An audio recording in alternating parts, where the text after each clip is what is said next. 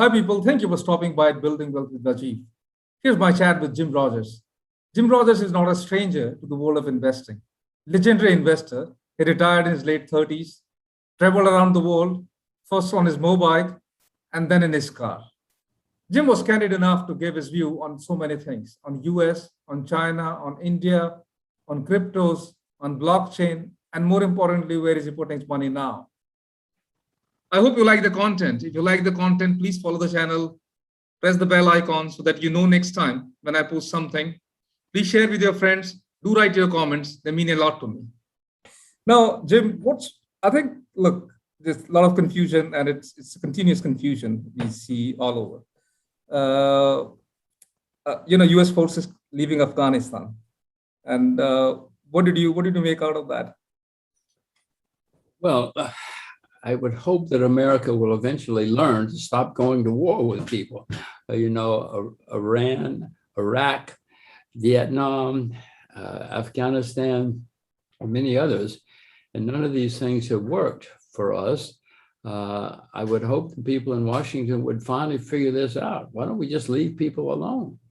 But since we failed again, I'm afraid that, a few months from now, there's going to be more terrorism in Asia because these guys won and they know they won. Is it good for us? No. Is it good for anybody? No. But I'm afraid that's going to be one of the consequences. And what economic consequences do you see of that? I mean, in Asia or in US or, Well, I don't think it's going to cause the next recession. We're going to have recessions. Don't worry about that. But I don't think more terrorism. Terrorism has been around for hundreds of years, certainly decades. And, I can remember when the English were constantly having terrorism and it didn't do any good. It didn't stop the economy. Many other countries. So it's bad for the people who suffer. It's bad temporarily for some industries, some sectors, but I don't think terrorism is going to ruin the economy. We will have recessions, and we will probably have recessions fairly soon, Rajiv, but I don't think terrorism will just add to it. It's not going to cause it. So I know you've been talking about recession for some time, Jim. What's the thesis? I know you talked about high debt and everything. I mean, and it's difficult to time. Where are you going with that now? Am I going what?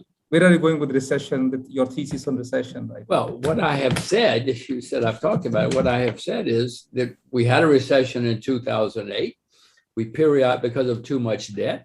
We've always had recessions since the beginning of time. We will have more. And that the next one is going to be the worst in my lifetime because the debt is so much higher than it was in 2008. I mean, that seems to me to be a simple statement that the debt is higher, so the recession is going to be worse. That's my view. I don't know when it's going to happen. I guess we have to watch Rajiv to find out when it's going to happen. But no, I mean, America's had the longest economic recovery in American history. So we're getting closer. But I have no idea when it will happen. I wish I did. No, that's fine. I think the single thesis is debt, right, for recession. But you see other things, Jim, and I'm nobody, no authority in front of you, but I'm kind of investing and I'm looking at these earnings of the companies. 50% growth, 60% growth. I mean, 15 years ago, these kind of earnings were not heard of. If you look at those numbers, the way the economy is prospering and creating employment, it's a bit of a paradox, isn't it? Well, Rajiv, at the top of a market, everything looks great. Always, everybody says, oh, it's different now. Don't you understand it's different now? It's never different. We've always had, and maybe I'm wrong. Maybe we're never going to have another recession. The Secretary of the Treasury in the US says, don't worry, we'll never have more recessions. We have it under control. Well, she's got Ivy League university degrees. If you believe her, don't believe me. But I know the world has always had recessions. I know that at the top, everything looks great. Everybody says, oh, things are wonderful. Don't you understand? Just as at the bottom, everybody says, oh my God, the world is ending. The world is ending. Never buy stocks again. This is not the first time I've seen this. So yeah, everything's great. And some companies having astonishing results. If you think it's going to go on forever, don't listen to me. Buy those stocks. You're not very kind of bullish, or you're not very positive on US economy, isn't it? No. I'm certainly positive on the US economy. They're spending staggering amounts of money, printing staggering amounts of money. Is that good? It's good for right now. And for the people getting all that money, it's wonderful. The question is, I have seen this party before. I know it's going to end badly when it ends, but I don't see any reason that it's going to end now. As you said, and as I said, many people are doing extremely well and having a wonderful time. But Rajiv, if you give me trillions of dollars, I'll show you a very good time. We'll have a wonderful time while it lasts, but I know it comes to an end. Rajiv, it's good to be old in America now, because I don't have to pay for it. But I've got teenage children. Oh, the problems they're going to inherit are going to be huge. No, I think about COVID sometimes, and this is a question I have. I think if you see the printing went berserk in COVID crisis. Do you think the government had an option there? No, really. Did they have an option? And you say not really. In my view, they did. It's usually better to take the pain and start over from a sound base than to build artificial anything. In 2008 and 9, America refused to, and not just America, but America refused to let people suffer, printed and borrowed huge amounts of money, and everybody said, oh, okay, everything's okay now. But the problems that build up in that kind of situation, when you have to deal with those problems, they're much worse. And that is certainly my view of what's happened with the virus. Sometimes the cure can be worse than the disease. We all are quite happy that things didn't fall apart and the world didn't come to an end. On the other hand, Rajiv, when we have to pay the price, history shows the price is going to be very, very painful for all of us. And how do we prepare for that then? Well, you watch Rajiv. What's your view? How are you preparing for that? You ask Rajiv, for goodness sakes.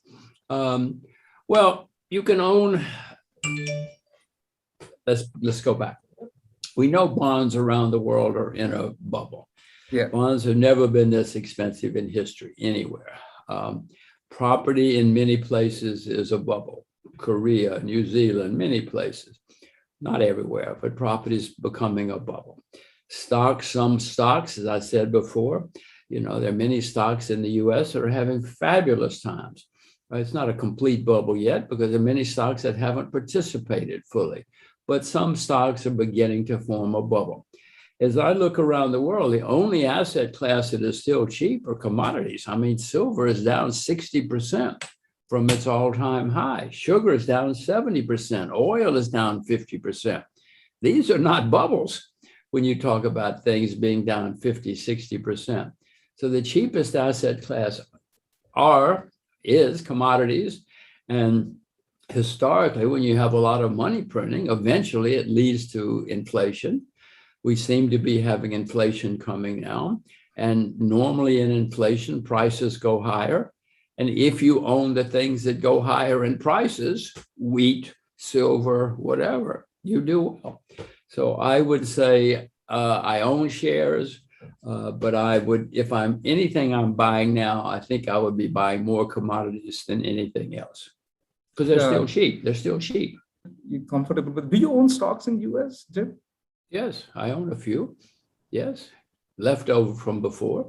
I don't think I've bought any US shares recently. Okay. But Rajiv, if you know some good US shares to buy, tell me. I'll do some research. I'm pretty bullish on Tesla.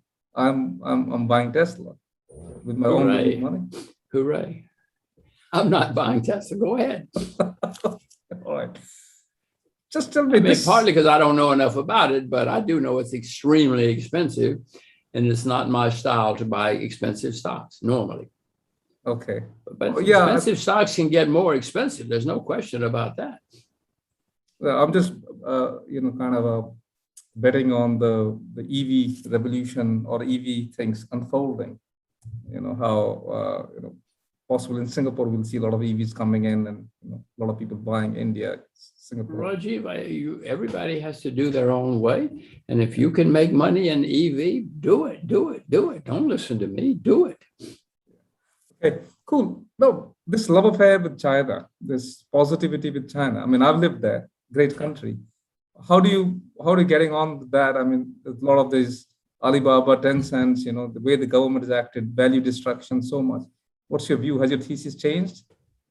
Well, I owned Chinese shares. I've never sold any Chinese shares. I bought my first Chinese shares decades ago. My view is that, China is going to be the next great country in the world. And someday my daughters are going to say, he must have been smart. Look at all these Chinese shares we own. If you'd sold your American shares 100 years ago, maybe you'd look smart for a day or two. But 50 years later, you didn't look very smart. And that's my view of China. I'm not trying to market time anything in China. Yes, I see the problems developing in China. I know China is going to have recessions. Everybody has recessions. I know there are going to be bankruptcies in China, and Beijing says we're going to let people go bankrupt, which is good. I hope they do. But I own shares, and I'm not going to sell any. I'm optimistic about the long-term view of China. Does not mean the stock market will go up every month, but I own Chinese shares for my children. And do you want to talk a little bit about the Chinese shares or the sectors you own, Jim, for the benefit of people? I'll give you some guidelines. Whenever there's a disaster, there are opportunities, and transportation and travel and tourism has been a disaster. So probably there are opportunities in airlines, hotels, shipping. I own Chinese wine companies because people stopped going out, people stopped drinking. So whenever there's a disaster, there are opportunities, which is something I have learned over the decades. And so that's where I would suggest looking in any country, including China now. Okay. And what other countries are you looking at, Jim, favorably besides China? Well, Russia's hated. I own Russian shares. I bought some more Russian shares recently, a Russian shipping company. I am looking for countries always. I'm not as active as I used to be because of doing other things, but there are certainly bound to be opportunities out there. As I said, Russia, China, maybe Korea, Vietnam. There probably are many opportunities scattered around the world if one takes the time to look. A couple of African countries have good opportunities now. Yes, don't give up. There are always opportunities. And what kind of time horizon you normally look for? Is 5, 10, 15, or forever? Well, history is pretty clear that when you have a bear market, things go down nearly everywhere for a year or two. So if you can time it, fine. I cannot, but I'm not rushing to buy now. As I said, American stock market, which is the largest, is at an all-time high, and it's the largest stock market in the world. So when there are problems there, everybody will be affected. And normally this lasts for a year or two. So I would say, if you're cautious, you probably should just wait until 2023. I don't know when, but wait for the bear market to come. And when there's panic everywhere and hysteria everywhere, then you should buy. So if you're asking me for timing, that's the sort of timing I see. I just know that history is very clear that when you have bear markets, they're not over in a week or two. It's usually a year or two or more, depending on how bad things get. You retired in early 40, you retired in late 30s, right? And went around the world and all that. How did that happen? I mean, what investment strategy you took that time to generate that kind of returns? Well, as far as going around the world, since I grew up in a small town in the backwoods, and people usually either never leave or they never go back. I wanted to see the world for whatever reason. Growing up in a backwoods village, I wanted to see the world as long as I can remember. So I set out and did it. I retired early, partly so that I could have adventure, so that I could see the world. And the first time I did it on a motorcycle, because motorcycles are a lot of fun. Second time I did it in a car to do something different. But because of who I am, when I drive around the world, if I see an opportunity, I try to act. When I was younger, if I were walking down the street and something happened, I said, oh, look at that. But I didn't think, oh, well, I should act. There are going to be consequences of that, whether it's something good or something bad. So as I went around the world on both my trips, and whenever I'd go anywhere, I tried to notice what's going on around me, because it might lead to an opportunity.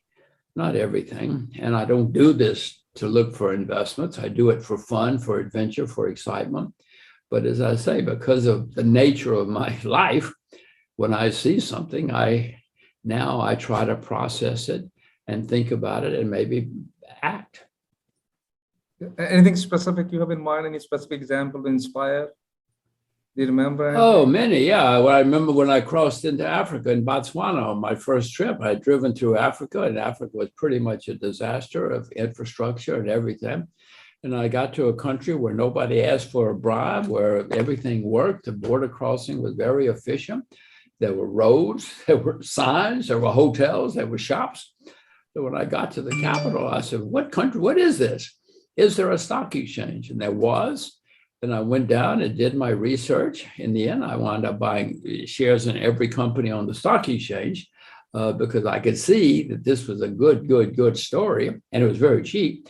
And I don't think I'm some kind of big guy. I mean, there were only 7 companies listed on the stock exchange in those days.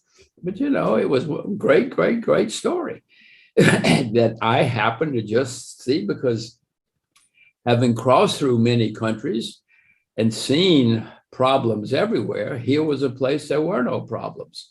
Well, there were problems, but I mean, where everything seemed to be very different and everything seemed to be working. So I got involved. And it paid off. Paid off. Yes, it paid off. Okay. Now, Africa, I think you talked about Africa, you talked about, Vietnam also. I mean, I traveled to these countries. You didn't talk about India at all. Well, Rajiv, if you can only visit one country in your life, it should be India. It is really an astonishing place. The man-made sites, the natural sites, the food, the people, the religions. I mean, you walk down the street and you just cannot believe everything is very exciting. The women are gorgeous. The women are always winning beauty contests, as you know. The men are striking and smart. So if you can only visit one country in your life, I would suggest it be India. I have invested in India at times, but I also know that India has the worst bureaucracy in the world. The Indians learned bureaucracy from the English, and then they took it to a higher plane, because the Indians are good at that kind of thing. Now, if you can find the right Indians, sure, and the right industries, but be careful, because there's enormous bureaucracy, enormous complications. It can be. So yeah, but back to my main point, if you could only visit one country, it should be India. There's nothing like it. Not even China. China probably used to be like it, but they had the Cultural Revolution and a lot of other things. There's nothing like India. Where is Europe going? Well, there are opportunities in Europe, I'm sure. I know, but Europe is not cheap now, and Europe has high debt, has demographic problems. Most European countries have demographic problems. So I suspect Europe's still going to be there 100 years from now. It's always been there. I mean, good times have come, but bad times have come too. Now, there are certainly opportunities in Europe, and some European countries are at least allowing immigrants, and they need immigration. Angela Merkel was running Germany, and a few years ago, she let in a lot of immigrants fleeing because she knew we don't have any babies. We got to get some people into this country, and that's a major problem throughout most of Europe. And it's getting worse, not better, and the debt gets worse, not better. These days, if I understand, Jim, like your 30s, like that was like the era where, talking about like 4,000, 3,000% returns for you. And how do you live by now with the returns? What kind of returns do you look for these days? Well, Rajiv, everybody wants to make as much money as they can, as fast as they can. Everybody wants to get rich this week. For goodness sake, that's why we watch Rajiv, so we can learn and get rich. I don't work as hard as I used to. In the 70s, I loved every second of what I was doing, and I couldn't get enough of it. And I didn't have any money, but it wasn't why. I just loved it so much. Now I have other things I'm doing. I've got 2 children that I'm very keen on, etc. So, but as far as every time I see something that I want to buy, I hope it's going to go up 100% this week. They don't, but, and that leads me to a point. Everybody wants a hot tip, but hot tips are very dangerous. I'm constantly having people say, and I say, listen, you should not invest in what people say on the internet or the TV or something. Just invest in what you yourself know a lot about if you want to be successful. And everybody says, okay. But just give me one hot tip. Just one tip. But Rajiv, hot tips will send you to the poorhouse. Do not listen to hot tips. It's such a legendary life. But what is the investing lesson you learned? Failure, some big failure which hits you hard even now. Well, I've certainly had plenty of mistakes in my life. I can go on. We could have a few days about my mistakes.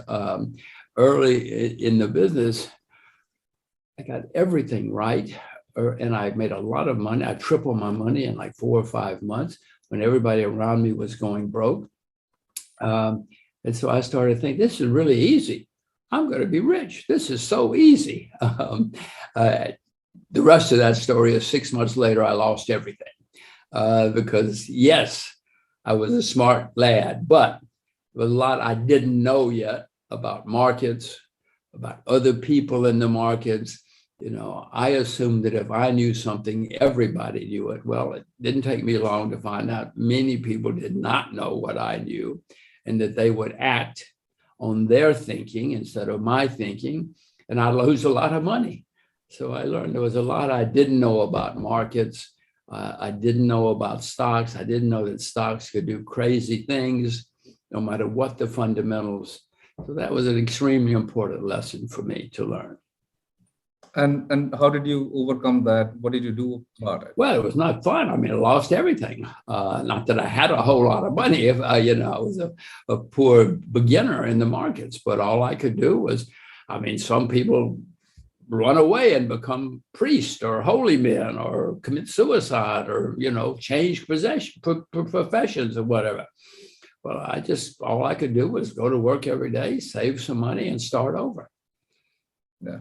And what do you remember as a key investment which changed your life? Or I'm sure there are several things, but a couple of things which you think really proud of in terms of investing, a particular company or a particular mine or a particular wine factory. What comes to your mind? Well, I've been investing a long time, so I haven't always made mistakes. I sometimes get it right. I don't know. I guess I invested in China long ago when most people thought China was still this hopeless, disastrous, backwoods communist country. And I said earlier, I've never sold any Chinese shares. I've owned some of them for decades. Commodities, I got right. I somehow or another figured out there was a commodity bull market coming at the end of the 90s, and that worked. In those days, most people didn't know there were commodity markets. And now, of course, everybody knows, but these were things that sometimes even I get things right. Okay, that's very modest of you, Jim, though. It's not modesty, Rajiv. I made a lot of mistakes, and I know. I know. It's all right. I mean, in Russia, when you were talking about Russia, you talked about shipping, you talked about a lot of other sectors, even in China, airline, which are beaten down. In Russia, you have a particular preference for something, or is it the general theme across? Well, in Russia, there are still many cheap stocks because everybody hates Russia. Russia is still pretty much hated, even though Russia has vast resources, doesn't have a lot of debt. I mean, it's not like the US or the UK or Japan or countries with staggering debt. So there are opportunities. Certainly, agriculture in Russia is a great opportunity partly because the US put sanctions on Russia. So every day, Russian farmers say, "Thank you, America. Thank you, America," because, the business is booming because there's no competition. Nobody can sell that food to Russia. And so the Russian farmers are doing well. I own Aeroflot, the Russian airline. Okay. Own shares in the Moscow Stock Exchange, because if I'm right, there's going to be a big financial industry someday. No, there are certainly opportunities there. I'm the director of a Russian fertilizer company called Fosagro. I mean, it's one of the largest in the world. Obviously, if agriculture is doing well, fertilizer is doing well. So there are opportunities. And what kind of Jim, appetite you have? How long can you sit on your investments? I mean, for the gains, let's say if they're quiet for 3 years, 4 years, how long? Well, Rajiv, I'm lazy. I don't like to have to work. So I like to find things that I can own forever. That's the ideal. Now, of course, some things work and you have to sell them eventually because they go up a lot or the conditions start to change. But my ideal is to own something forever. Your daughter is like what, 13, 14? My daughter is 15. If you want to give advice to these young people, 15 or 20 years, what advice would that be to succeed in investments? Well, as far as investments, but it's the same for everybody. Only invest in what you yourself know a lot about. Don't listen to some guy on the internet. Don't listen to your father. You stay with what you yourself know a lot about. And if I could tell you, you can only have 20 investments in your life, you wouldn't be jumping in and out of things. You'd be very careful and you would be rich someday. You may be boring, but be boring. You want to be rich, be boring. So my advice is stay with what you know. And that's not just for investors. And figure out your own passions.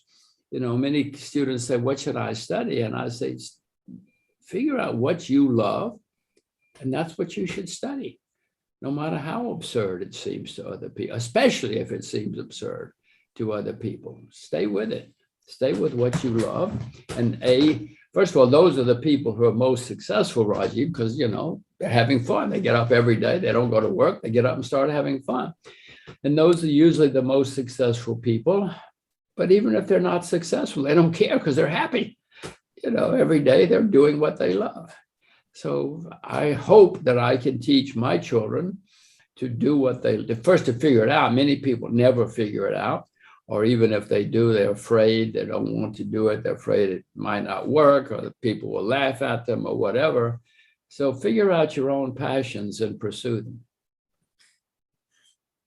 Jim, just quickly, I just want to ask you, China, US again, and do you think China will be able to replace US as the number one power?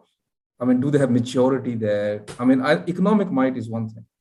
Do you see that balance, how the balance is going to go? Well, Rajiv, history's been around a long time, and one of the things that history teaches us is that whoever's number one today is not going to be number one a few decades or centuries from now. One of the lessons, probably the main lesson of history, is people do not learn the lessons of history. You know, we had a president recently in the US, he didn't know, if he did know history, he thought he was smarter than history, and he thought he could change history. Well, I know that history is smarter than I am. And that's one of the things I have learned from reading history. And I do know I'm an American, and I don't like saying it, but America's not always going to be on top. America is the largest debtor nation in the history of the world right now, and it's getting worse. That has always led to problems, and it probably will lead to problems again.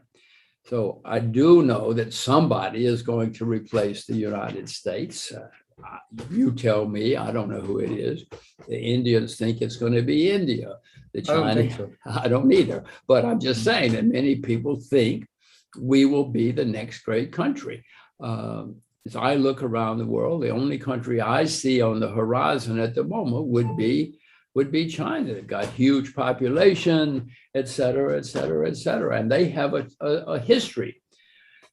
China is the only country in the world that's been on top 3 or 4 times. Great Britain was on top once. Egypt was on top once. Rome was on top once. But China has been on top 3 or 4 times. They've collapsed 3 or 4 times.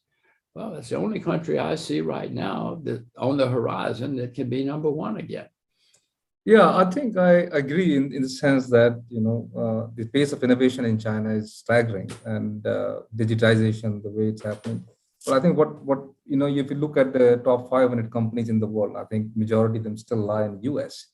The entrepreneurship in US is huge. So I think that kind of sometimes I think whether, you know, China will ever be able to match that kind of thinking or that kind of risk taking, which US has. Well, the US has a lot of smart people. Don't think we don't. And a lot of openness, not as much as they used to. Well, no, the US is a great story. The US became the most successful country in the 20th century. But along the way, we had many, many problems, huge problems, Rajiv. Civil War, depression, I could go on and on. Yeah. China's certainly going to have many problems going forward. There's going to be bankruptcies in China, which are going to surprise a lot of people. It'll surprise me. And I just told you it's coming. No, there will certainly be problems in China, but I don't see anybody else at the moment that can become the next great country in the world. Oh, but, you know, 150 years ago, nobody would have thought the United States would be the next great country in the world. And we did it. So maybe it's not going to be China. All right, cool. How are you looking at these new trends emerging, Jim? You know, you talked about agriculture, you talked about commodities, but like these AI, blockchain, cryptos, how are you looking at these trends? Are you taking benefits from them? Well, if you can find the great new technologies, of course, you're going to make a lot of money. And blockchain is going to change the whole world, change everything we know. It's very, very, very exciting. Blockchain. I don't know a way to play. I would like to find a small or medium-sized company that's a pure play in blockchain, but I know it's going to change everything we know. But Rajiv, electricity changed everything we know too. You know, it put a lot of people out of work and out of business. Blockchain is going to put a lot of people out of work and out of business. But blockchain is going to be one of the biggest and most exciting things in the 21st century. And how are you looking at cryptos? Do you have a view on that, Jim? Well, cryptos are entirely different from blockchain. The crypto people say that crypto is going to be the new money, et cetera, et cetera. My answer to that, and I don't know, I have never bought nor sold any cryptocurrencies. My wife is very keen on cryptos. My view is that if and when cryptocurrencies become successful, the governments are going to say, no, no, no. Well, America's soon, money in China is already on the computer. You cannot take a taxi in China with money. You have to have it on your phone. And you can't buy an ice cream. That's going to happen everywhere, including the US, which is working on it. Well, I don't think that if the US says, okay, this is money now, I don't think the US is going to say, but if you want to use that money over there, it's okay, use their money. That's not the way governments work. They don't like to lose their monopoly or their control. So I would just suspect that if they're successful, it's going to cause problems for them. There have already been many cryptocurrencies which have disappeared. As you know, there are hundreds of them now, and maybe we're going to have hundreds of cryptocurrencies going forward. I'm a little skeptical that that's going to happen, especially if crypto becomes competitive to governments and to government money, but we'll see. Okay, I think just but that's different from blockchain. I mean, cryptocurrencies use blockchain technology, but that blockchain technology is used they can many, be two separate things. They can blockchain technology used for many, many, many things. Electricity is used for cryptocurrencies too, but electricity is very different from, you don't invest in electricity because of cryptocurrencies. I mean, you've been fantastic. Which investors do you admire most? I mean, a couple of investors you can name. I have no answer to that. Obviously, anybody who's good at it, who's successful at it, I admire and respect and try to listen to. But, that changes as you go along. If you're right now, for instance, I've told you I'm not very interested in stocks or bonds in most countries. But if you were telling me about commodities, I would probably listen to you. If you told me you knew a great blockchain company, I would listen. I would then do my own research. But I don't have an answer to your question. I like to hear anybody who's got, I guess the main thing is anybody who thinks differently. That's somebody that I want to listen to, because if everybody just said you should buy Apple, well, okay, I wish I'd bought Apple 30 years ago, but telling me in August of 2021 to buy Apple is probably not going to impress me. But if you tell me something, if you tell me about a new blockchain company, I would listen if I can find somebody who's got new and original thoughts. So whoever it is. So imagine I kind of come to you and say, Jim, this is a blockchain company I'm quite positive on. What questions will you ask me? How would you assess that blockchain company? You will look at, what 3 or 4 or 5 factors would you look at? Well, the same thing you look at for anything. Who are the people? Who's the competition? Does the technology really work? Is it unique? Or is it easy to replicate, easy to compete? Balance sheet, do they have a lot of money? Are they deep in debt? What's the cash flows? Can they survive? What are the applications? These are the questions you would ask about anything, whether you came to me and said, I know a great new copper company or a great new blockchain company. Question, any companies you admire, Jim? Any couple of companies you admire at this point of time, in terms of innovation, in terms of what they've contributed to the world? Well, there's a Russian shipping company I admire, not because of innovation, because it has been a disaster. If I can find a disaster that's turning around, it's usually very, very cheap and ignored. Chinese wine companies, grape wine companies. I mean, most people do not know there are grape wine companies in China. I can remember when I was a kid, very few Americans drank wine. And now everybody, of course, knows a lot about wine. And that's going to happen in China, in my view. It's happened in many countries in history in the world. So the Chinese wine companies, the fact that they're there, I admire, because, the Chinese don't have a history of drinking grape wine. Rice wine they love, but grape wine is different. those are a couple of areas. So what I'm getting from you, Jim, I just want to summarize and correct me if I'm wrong. One is you're looking at pretty depressed assets, which are out of favor, but which have a future, which have potential. That's one thing you're looking at. In terms of stocks, bonds, commodities, you're looking at commodities. In terms of markets, you're looking at China and Russia with a lot of positivity and optimism, and a couple of other Asian markets. Is that a nice summary of what you're? That's not bad. I guess I am optimistic about the Korean Peninsula. Once the 38th parallel opens, it's going to be a very, very, very exciting place. I would expect the 38th parallel is going to open in the foreseeable future. And if it does, that's going to be a very, very exciting place for 10 or 20 years or so. I guess that's the one thing we haven't mentioned. And if that happens, tourism, Korea has not been on the world tourism map ever in history for many, many good reasons. Yeah. But if the 38th parallel opens, I mean, a lot of people are going to say, oh, I've never been to Korea. Let's go and see what it is. There's curiosity, adventure.